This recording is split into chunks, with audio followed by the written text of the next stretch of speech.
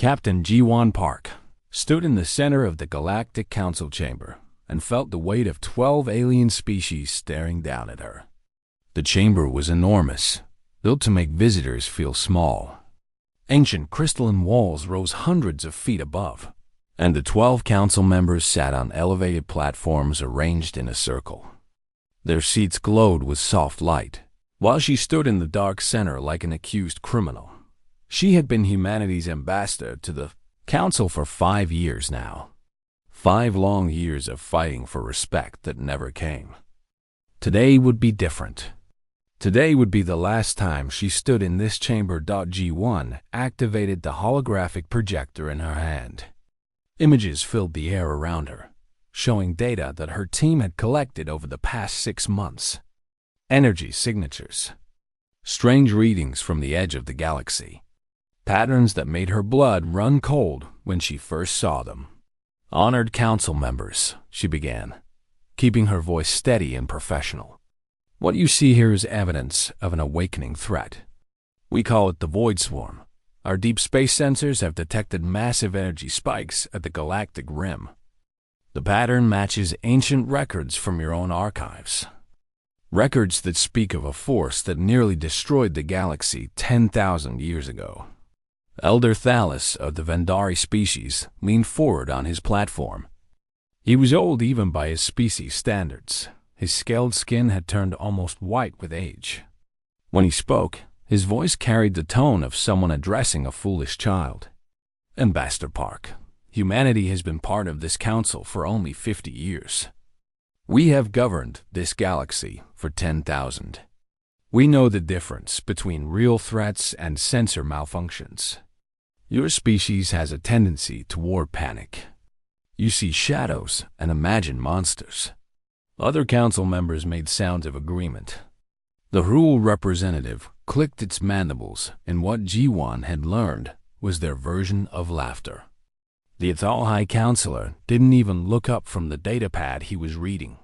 G1 felt anger rising in her chest, but she pushed it down. She had expected this response. Humanity had presented evidence to the council 7 times in the past year. 7 times they had been dismissed. This was just confirmation of what she already knew. With respect, Elder Thalos, our sensor technology is more advanced than yours. We have detected these signals from 3 separate monitoring stations. The readings are consistent and growing stronger. In approximately 18 months, whatever is generating these signals will reach council space. Enough, the High Counselor Viren of the Atal interrupted, his voice sharp.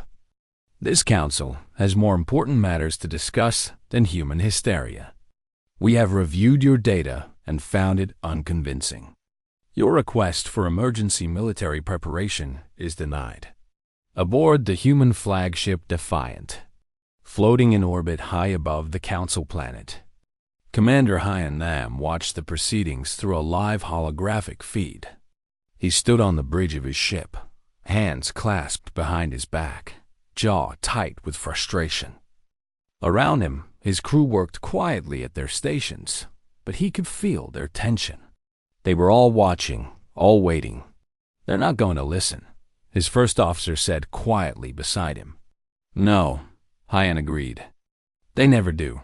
He had commanded humanity's deep space reconnaissance fleet for 3 years. He had been the one to first detect the Void Swarm signatures. He had personally reviewed the data 100 times. There was no doubt in his mind. Something was coming. Something terrible. His hand moved to the encrypted communication panel. He typed a short message to Earth Central Command. Council refuses to act. Recommend immediate independent preparation. We are out of time. Back in the council chamber, Ji-won prepared to play her final card. She had not wanted it to come to this. Humanity had genuinely tried to work within the council system. They had contributed technology, military support, and innovation. They had helped defend council space from pirates and natural disasters. They had earned their place here, but respect could not be earned from those who refused to give it. I see, Ji-won said calmly. Then the Council leaves us no choice. As of this moment, humanity formally withdraws from the Galactic Council. The chamber went silent. Even Elder Thales sat up straighter, his dismissive expression replaced by shock. "You cannot be serious," Liren said, his voice uncertain for the first time. "I am completely serious," Ji-won replied. She activated another holographic display. This one showed a detailed timeline. Humanity will complete full withdrawal from all Council territories within 30 days. All human military forces will return to Earth-controlled space.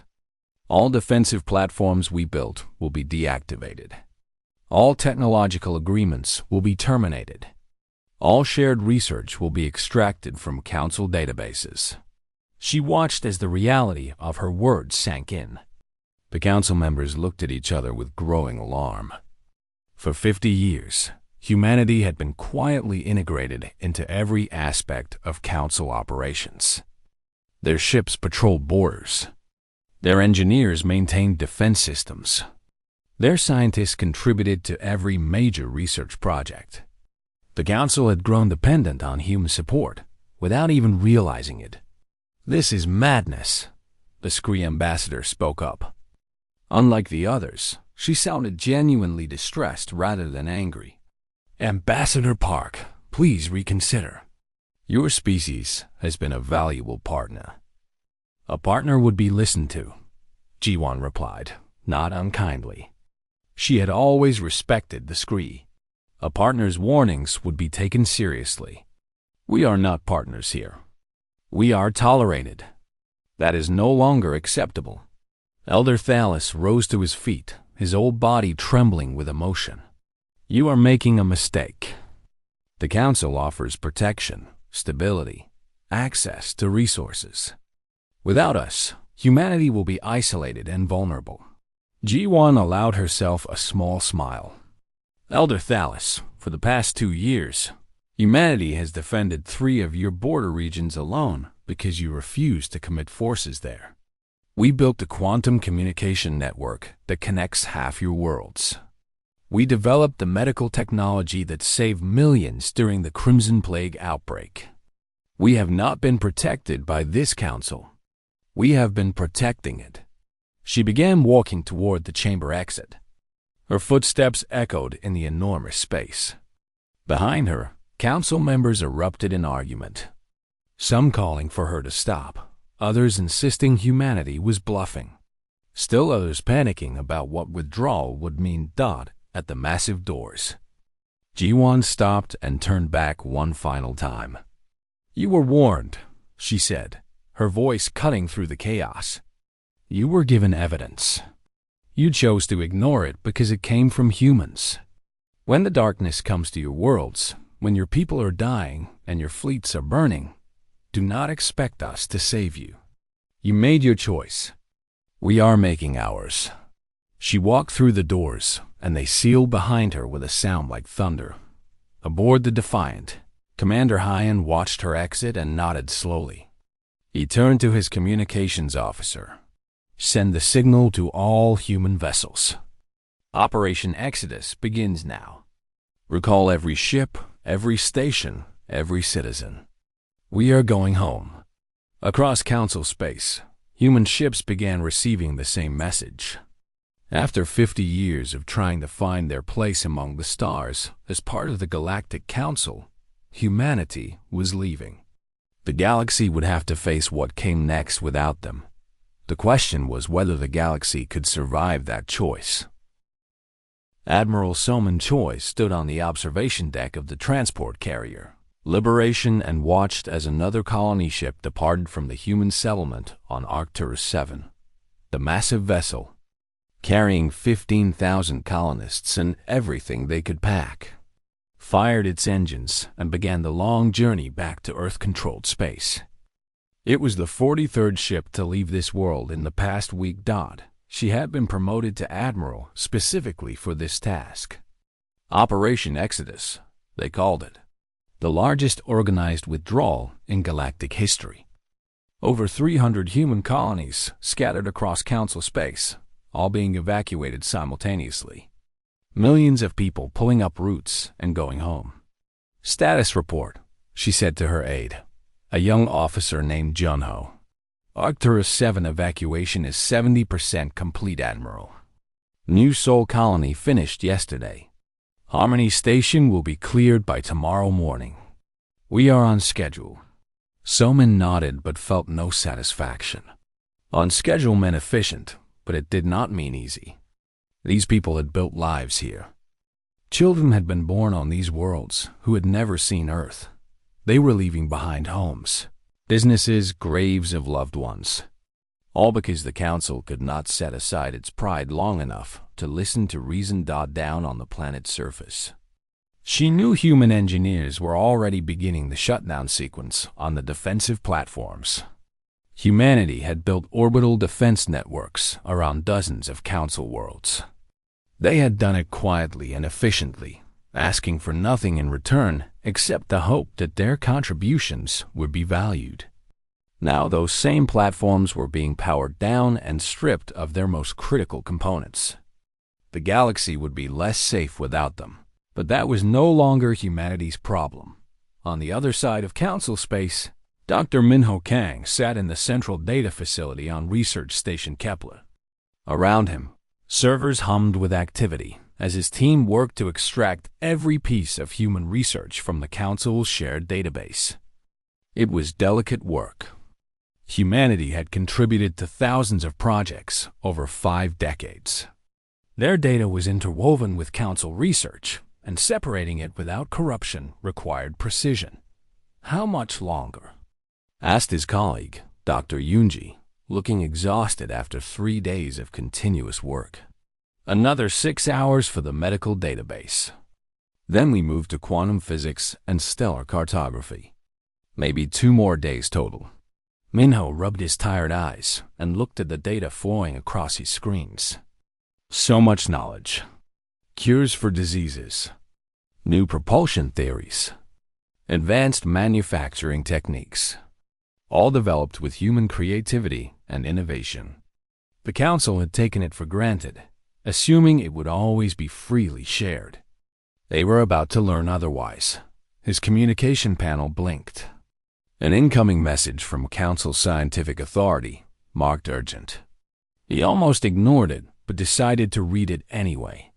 Dr. Kang, we must discuss the data extraction process. Surely, there are ongoing projects that should not be disrupted. Projects that benefit all species.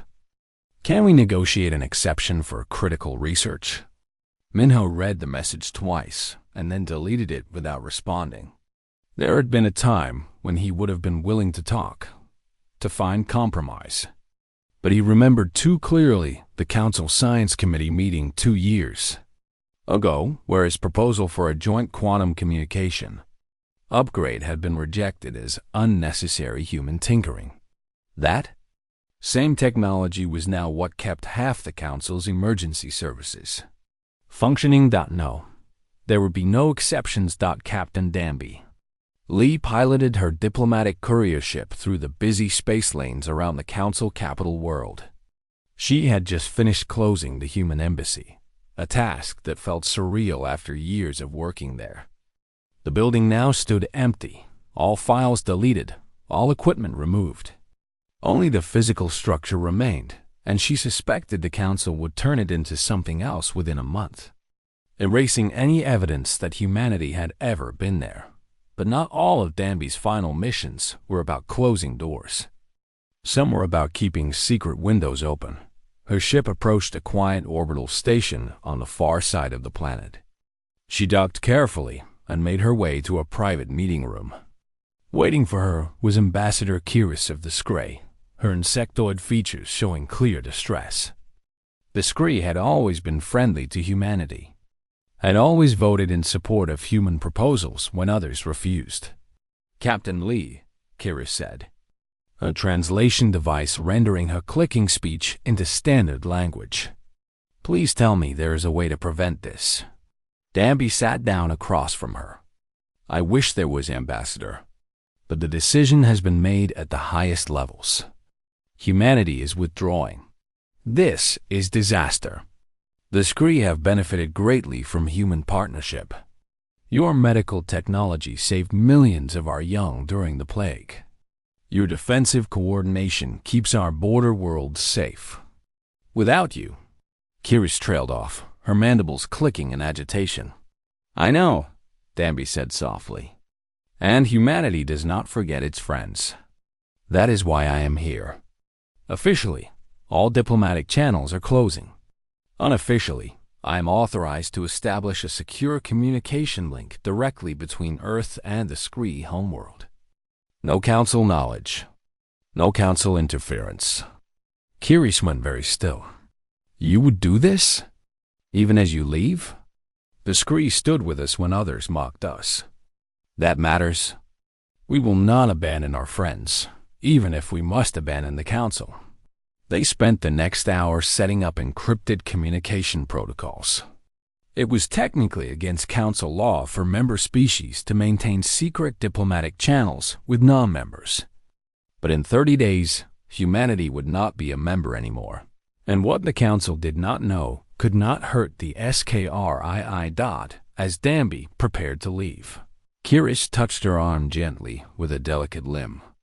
When the darkness comes, and it will come, I hope humanity remembers that some of us believed you.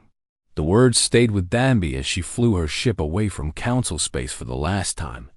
Meanwhile, at the edge of explored space, Dr. Yuna Kim stared at her monitoring equipment with growing horror.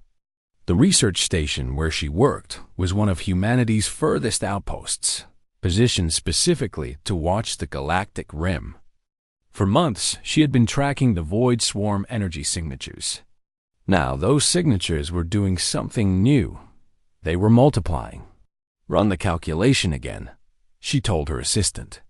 Hoping she had made a mistake, the computer processed the data and displayed the results. No mistake. The energy signatures that had been slowly building were now increasing exponentially. Whatever was out there was not just waking up. It was mobilizing. Yuna's hand shook as she worked through the calculations. At this rate of growth, the swarm would reach the nearest council colony in 18 months. Maybe less. She had hoped they would have more time. That hope was dead now. She prepared a detailed report with all the updated data and transmitted it to the council through official channels one final time.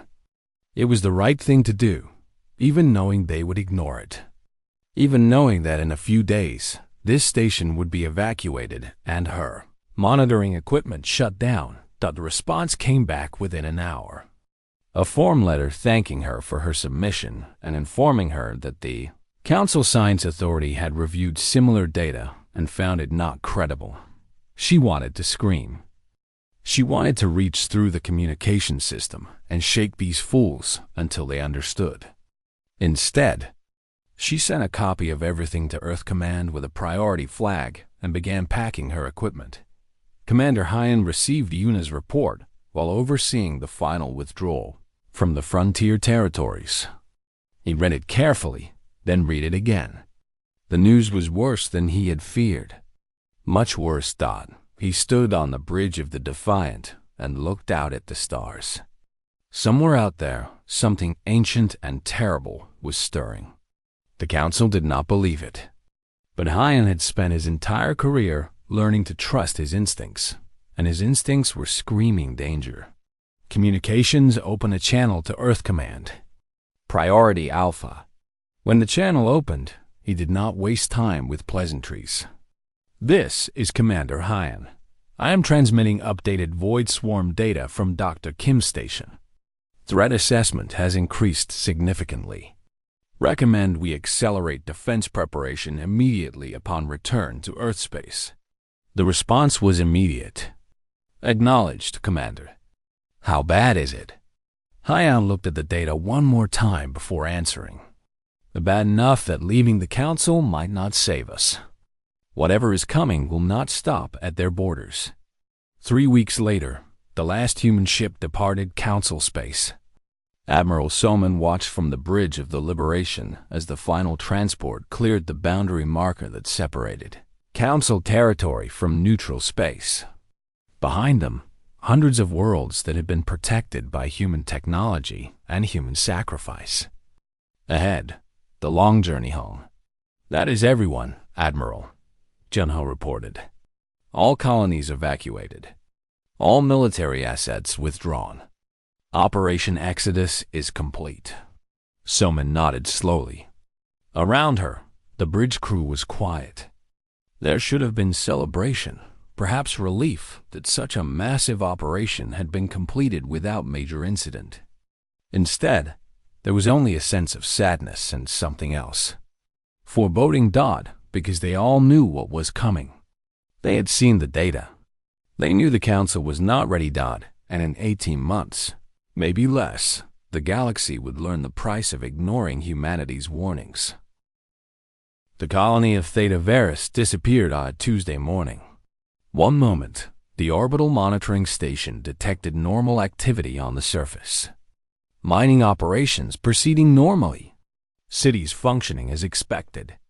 Population of 400,000 going about their daily lives. The next moment, all signals went dead. Complete silence. High Counselor Viren received the initial report in his office on the Council capital world. He read it with mild concern but no real alarm. Communications failures happened sometimes, especially on frontier colonies. He sent orders for a survey ship to investigate and moved on to other business. The survey ship arrived at its Theta Veris 3 days later. What they found made the crew go silent with shock. The planet was still there.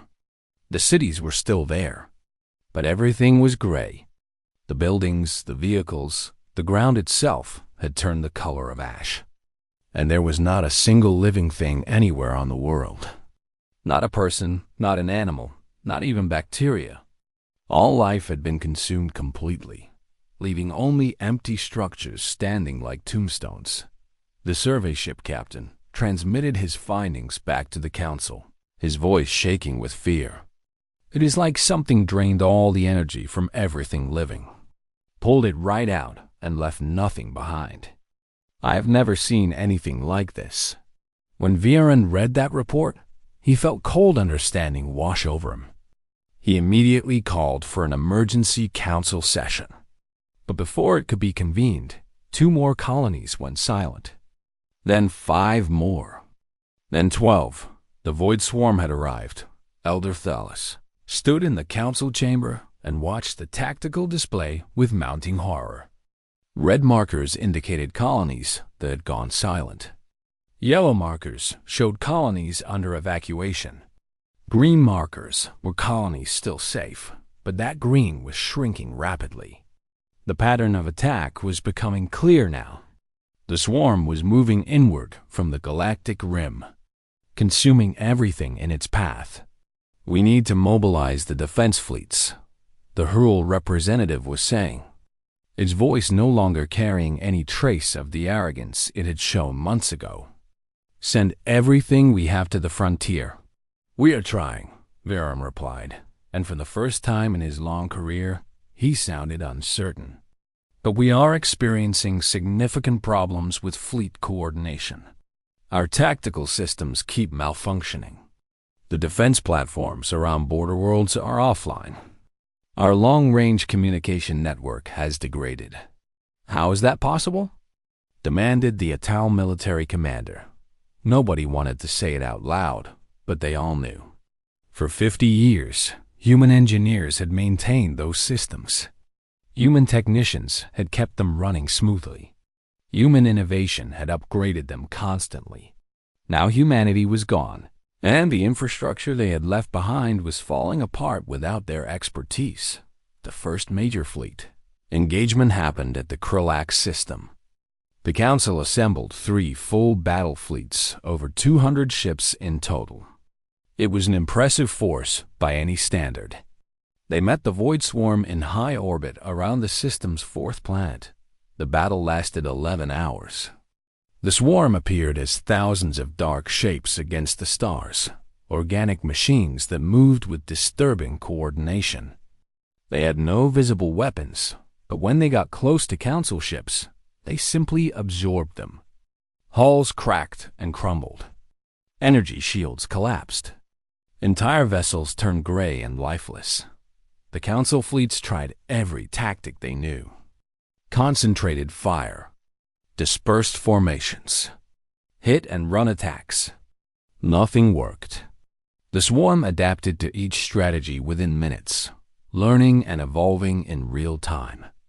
When the surviving Council ships finally retreated, they had lost over 100 vessels. The swarm casualties were impossible to count, but it seemed for every swarm unit destroyed, 2 more appeared. Admiral Kovar of the Vendari, one of the Council's most respected military commanders, sent a blunt report after the battle. We cannot win this fight with conventional tactics. The swarm learns too fast. We need new strategies, new technology, new something. Without it, we are just delaying the inevitable. In the private quarters of the Scree embassy, Ambassador Kiris made a decision that could get her executed for treason. She activated the secret communication channel that Captain Danby had established with her. The line connected after a moment, and a human face appeared on the screen. It was not Danby, but a communications officer at Earth Central Command. "This is Ambassador Kiris of the Scree. I need to speak with human leadership. It is urgent." The officer looked surprised but professional. "Please wait, Ambassador. I will connect you." A minute later, a new face appeared. An older human woman with tired eyes and the bearing of someone who carried great responsibility. "Ambassador Kiris, I am Director Hana Shin of Earth's External Affairs. Captain Lee informed us about your arrangement. How can we help?" Kiris did not waste time with diplomacy. "The Void Swarm is destroying Council space. The warnings your people gave were correct. We were fools not to listen. I am making an unauthorized contact to beg for human assistance. Not for the Council, but for the innocent billions who will die if the swarm continues." Hannah was quiet for a long moment. "What is the Council's official position?" They have not asked for help yet. Pride still holds them back. "But Ambassador, people are dying. Entire worlds are going silent. If humanity waits for the Council to formally request aid, there will be nothing left to save." "I understand your concern," Hana said carefully. "But humanity cannot simply insert itself back into Council affairs without invitation. We learned that lesson well. We will not force our help on those who do not want it." Kiris felt desperation rising. Then what would it take? What would convince humanity to act? A formal request from the Council. An acknowledgement that they were wrong. And complete operational authority for any joint military operations. We will not send our people to die under commanders who have already proven they cannot win this fight. After Kiris disconnected, Hannah immediately forwarded the entire conversation to President Jun Kim. He watched the recording in his office, his expression unreadable. Around him sat his cabinet, including Admiral Soman Choi, who had returned to Earth 3 weeks ago. "The ambassador makes a compelling case," said the defense minister. "Innocent people are dying. That is not their fault." "No," agreed President Kim. "But it is not our responsibility to fix the Council's mistakes either. We warned them. They chose to ignore us." Dr. Yuna Kim, who had been invited to this meeting as the foremost expert on the Void Swarm, spoke up. "Mr. President, I need to show you something." She activated a holographic display showing her latest calculations. The image showed the swarm's projected path through the galaxy. It swept through Council space in one direction, but then the projection continued. The path led directly toward Earth-controlled territory. "The swarm is not just attacking the Council," Yuna explained. "It is feeding, growing stronger with each world it consumes. Current projections show it reaching our borders in approximately 16 months. Whether we help the Council or not, we are next." The room went silent as everyone absorbed this information. Admiral Soman leaned forward, studying the projection carefully. If the council falls, we face the swarm alone. If we help them now, we have allies, resources, buffer territory, and time to prepare better defenses. But can we even trust the council to work with us effectively? Asked the foreign minister. They've demonstrated nothing but contempt for our capabilities. That was before, Soman replied. They have lost 100 ships in a single battle. They have watched their defensive infrastructure fail without human maintenance. They know now what they refused to see before, that they need us. President Kim sat back in his chair and was quiet for a long time. Finally, he spoke. We will prepare our forces for deployment, but we do not move until the council makes a formal request. And when they do, our terms are non-negotiable. Full operational command, complete autonomy for Earth-controlled space, and a formal apology for their treatment of humanity. If they cannot give us that, then they do not need our help badly enough. 3 more weeks passed. The Void Swarm consumed 27 more colonies. Council fleets fought desperately and died uselessly. Billions of refugees fled inward toward the core world's overwhelming relief systems. The Council began to fracture as individual species started making their own defense plans. Elder Dallas watched it all and felt the weight of his years pressing down on him. He had served the Council for over 2 centuries. He had guided policy through wars and disasters. He had always believed in the superiority of the Council's ancient wisdom over the impulsive energy of younger species. Now that belief was ashes. As gray and lifeless as the colonies the swarm left behind. High Counselor Viren found him in the observation gallery, staring out at the stars. We need to send a delegation to Earth. Viren said quietly. I know. They will demand concessions. Apologies. Things that will be difficult for the Council to accept. They have earned the right to demand those things, Talus replied. We mocked them. We dismissed them. We ignored their warnings, and now our people are dying because of it. Perhaps the humans were right all along. Perhaps youth and energy matter more than age and tradition when facing something new. Viren was silent for a moment. I will lead the delegation myself. Will you come? Dallas looked at his old friend and colleague. The Council delegation arrived at Earth on a gray morning in November. Their ship entered orbit and was escorted by human defense satellites that tracked their every movement. They were directed to land at the Geneva Peace Complex, a sprawling facility built centuries ago for international diplomacy.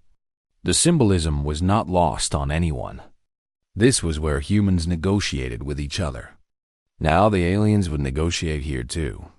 Elder Dallas descended the ramp from his ship and felt the weight of Earth's gravity pressing down on him.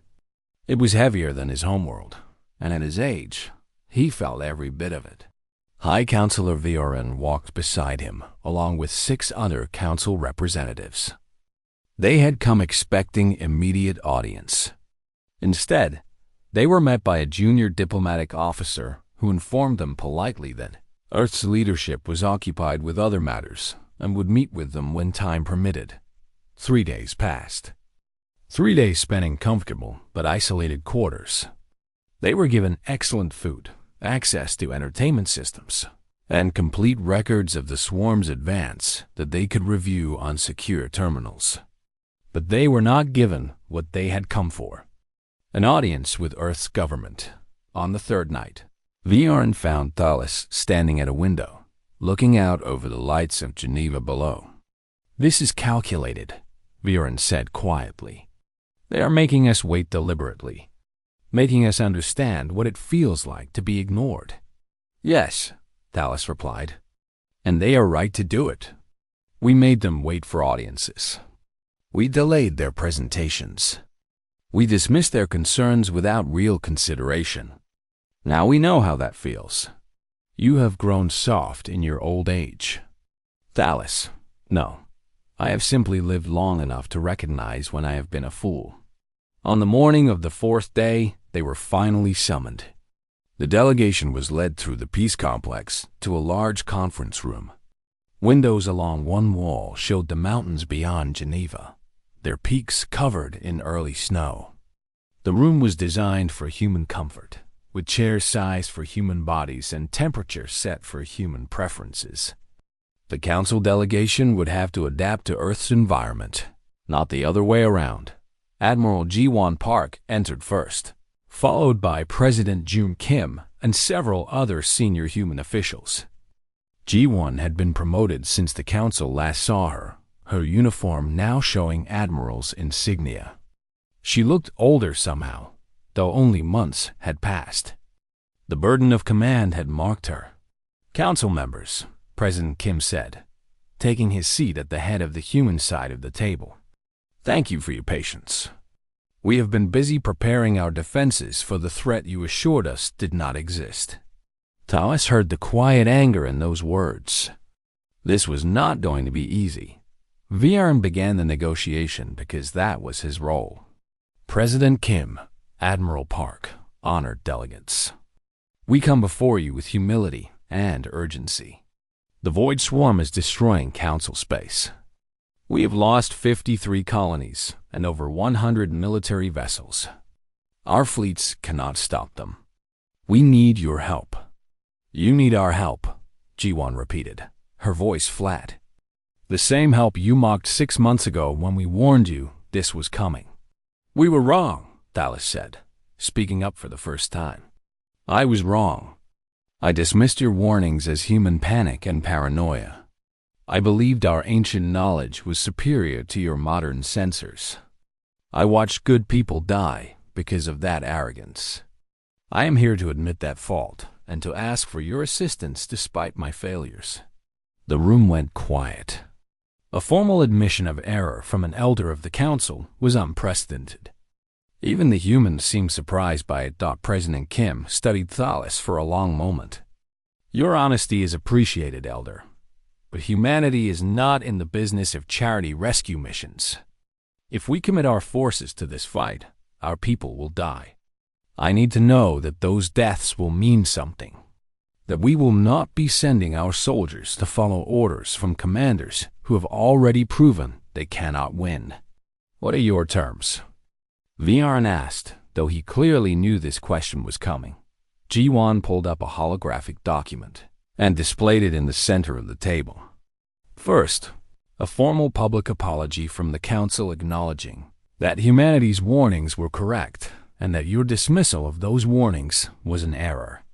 Second, complete operational autonomy for all Earth-controlled territory. The Council will have no vote on our internal affairs, military decisions within our space, or diplomatic relations. Third, compensation for the colonies we evacuated from Council space and the infrastructure we built there.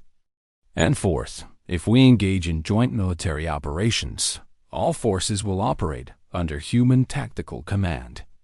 The council delegates erupted in protest. The rule representative clicked its mandibles rapidly.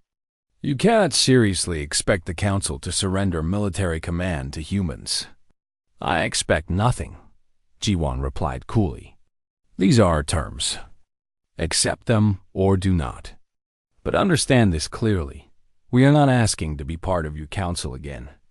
We are offering an alliance between equals.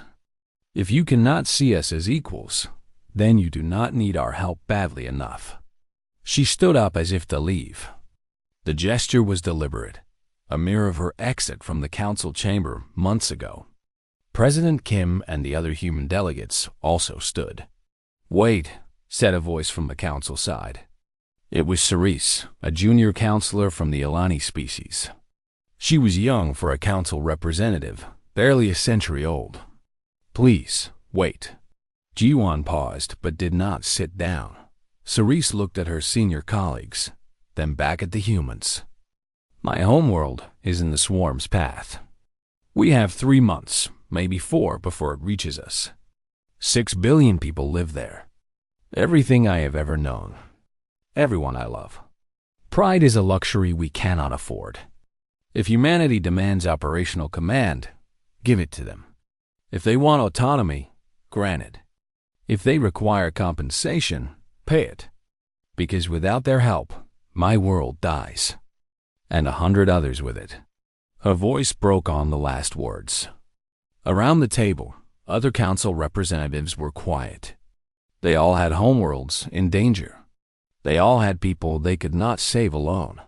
Viorn looked at Talus. The old elder nodded slowly. Then Viren turned back to the humans. We need time to consult with the full council. But speaking for myself, I believe your terms are acceptable. We were the ones who broke faith. It is only right that we pay to restore it. You have until tomorrow morning, President Kim said. After that, we begin preparing independent defense of our own territory and leave the council to face the swarm alone. The council delegation withdrew to send urgent communications back to the capital. The full council convened in emergency session. The debate was fierce. Traditionalists argued that accepting human terms would destroy the council's authority. Pragmatists argued that dead citizens had no need for authority. In the end, desperation won over pride by a narrow vote. But while the council debated, something else was happening in the human side of the negotiation. President Kim sat in a secure conference room with Admiral Selman, Dr. Yuna Kim, and his senior military advisors.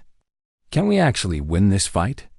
He asked directly. Dr. Yuna pulled up her latest analysis. The swarm has shown consistent behavior patterns. It feeds on biological and energy signatures. It adapts to encounter tactics, but takes time to do so. If we can keep changing our approach faster than it can adapt, we can hurt it. But Mr. President, the swarm has a central coordination node. I have identified its probable location based on directional analysis of swarm unit movement. If we can destroy that node, we can potentially disrupt the entire swarm network. How certain are you? Admiral Selman asked. 70%. Maybe 65%. The node is deep in swarm-controlled space.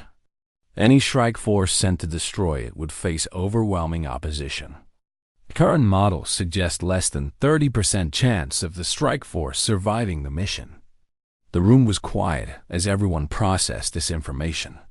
A suicide mission, essentially. But potentially one that could end the swarm threat entirely. If we commit to this fight, President Kim said slowly, we do it all the way. We do not hold back. We do not play it safe. We find that node and we destroy it, no matter the cost. Because if Dr. Kim is right, anything less is just delaying our own deaths. Admiral Selman nodded. I will start identifying ships and volunteers for the strike force. If the council accepts our terms. The next morning, the council delegation returned to the conference room. Leon looked exhausted, like he had not slept. He probably had not. The council accepts your terms, he said without preamble. Full operational command, complete autonomy, compensation, and a public apology that will be broadcast across the galaxy today. We ask only one thing in return, that you act quickly. We are losing worlds every day. President Kim stood and extended his hand across the table. It was a human gesture of agreement. Viorn looked at the hand uncertainly, then reached out with his own appendage and grasped it. The gesture was awkward. Two completely different biologies trying to find common ground. But it was sincere. Earth will deploy its fleets immediately, President Kim said. But understand this. We do this for humanity's survival, not yours. The swarm threatens us all. We fight for ourselves. You just happen to be in the way. I understand, Viorn replied. And I find that reasoning more honest than any promise of altruism would be. Fight for your survival. If it saves us as well, we will be grateful. As the council delegation departed, the human fleet arrived at the council frontier zone exactly 1 week after the negotiations concluded. Admiral Soman Choi commanded from the bridge of her flagship, the Indomitable. Around her vessel, 200 human warships moved in precise formation. It was not the largest fleet humanity had ever assembled, but it was the most deadly. Every ship had been refitted with new weapons based on Dr. Yuna Kim's analysis of the swarm structure. Every crew had trained intensively on the new tactics that human strategists had developed. The Council fleets were waiting for them, arranged in traditional defensive formations around the border world of Kessex Prime. Admiral Soman watched them on her tactical display and shook her head slightly. The formations were all wrong for fighting the swarm. Concentrated, rigid, predictable.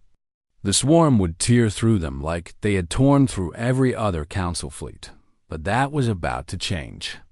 Open a channel to all fleet commanders, both human and Council, Soman ordered. When the channel opened, her voice was clear and carried absolute authority. This is Admiral Soman Choi, Commanding Officer of Joint Military Operations. All vessels will immediately adopt human tactical formations. Council ships, transmit your capabilities data to my tactical team. We will assign you positions based on what you can actually do, not tradition. Any ship that does not comply will be ordered to withdraw to secondary defense positions. We have no time for politics or pride. Am I understood? There was a moment of silence. Then, one by one, the Council fleet commanders acknowledged her orders. They had seen what happened when they tried to fight the swarm their way. They were ready to try something different. Commander Hyan Nam led the vanguard from his ship, the Defiant. His role was to be the tip of the spear, the first to engage the swarm and test the new tactics. When the swarm units appeared at the edge of the Kessex system, dark shapes rippling through space like oil on water, he felt his heart rate increase, but his hands remained steady on his command console. All ships, assume attack pattern Delta 4. Remember your training. Do not let them adapt. Keep moving. The human ships did not charge forward in a straight line like the Council fleets had done. Instead, they scattered into dozens of small groups, each moving independently, but coordinated through tight beam communications.